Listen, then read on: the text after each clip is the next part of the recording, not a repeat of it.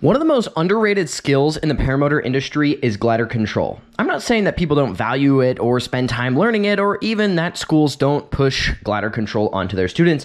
I am just simply stating that it is slightly overlooked.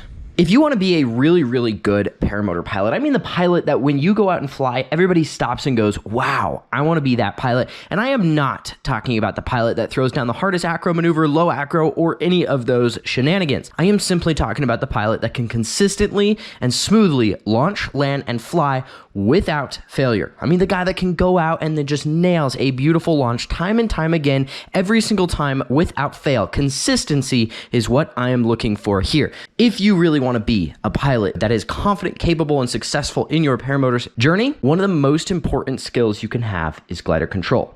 It's a well-known fact in the paragliding world that if you want to be a better paraglider pilot, you become a better kiter, you become better at ground control, you become better at controlling your wing. Well, in the paramotor world, it's very overlooked. And the reason for that is because there's two ways to treat a paramotor. The first way is people treat a paramotor like an airplane or traditional aviation.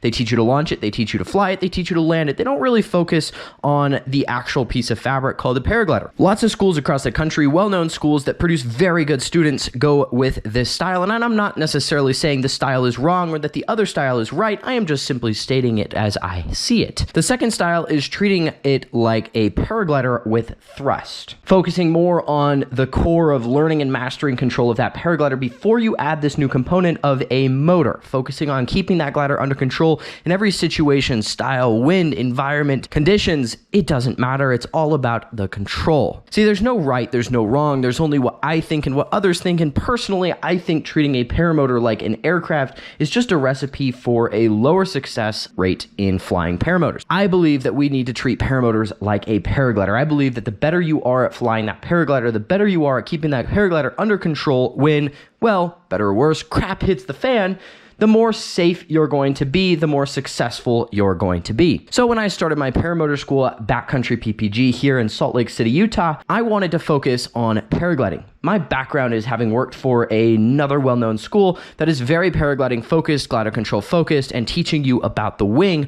before you ever fly, and that very much so carried over to my school, Backcountry PPG. Our entire focus revolves around that glider. Everything about the training revolves around that glider. Everything revolves around your ability to keep that glider under control no matter what's happening. It's all about building those reflexes. It's all about keeping that wing under control. You want to have more successful launches. You want to have smoother launches. You have a better understanding of how that wing works. If you don't fully know how to keep that wing under control, if you don't fully know what it feels like in your core, in your reflexes, in your muscle memory, when it starts to do XYZ, well, when it does XYZ, you might not be able to respond. So see, that's why it's so important that you have this glider control skill. So now let's say you're a pilot off who's been flying for 20, 30, 40 hours, and you're not very confident in your kiting ability.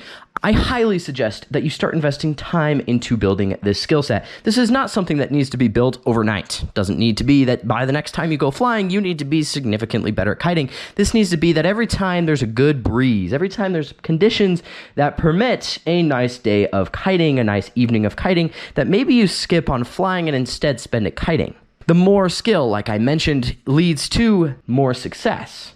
Easier launches, easier landings, easier control, and better control in turbulence. That is what happens when you are better at flying that paraglider. And again, I'm not saying schools out there don't teach it, and maybe you know how to do it. But even myself, as a several thousand hour, 10-year pilot, continue to practice and invest into my glider control skill, and I still continue to learn things every time I do it. Now let's say that you're just all about safety. Let's say you're off flying, having a great time and the wind picks up. Now there's 10 miles an hour of wind and you need to land somewhere not your LZ in a very unpleasant way. Well, if you don't know how to control that wing in 10 miles an hour of wind, from the moment your feet touch the ground to the moment the wing is disabled can be very, very dangerous. But if you're used to controlling that wing and wind, if you understand how to keep it under control, understand what it feels like, and understand all of the dynamics that come with kiting that wing in wind, it will be, for better or worse, a no big deal.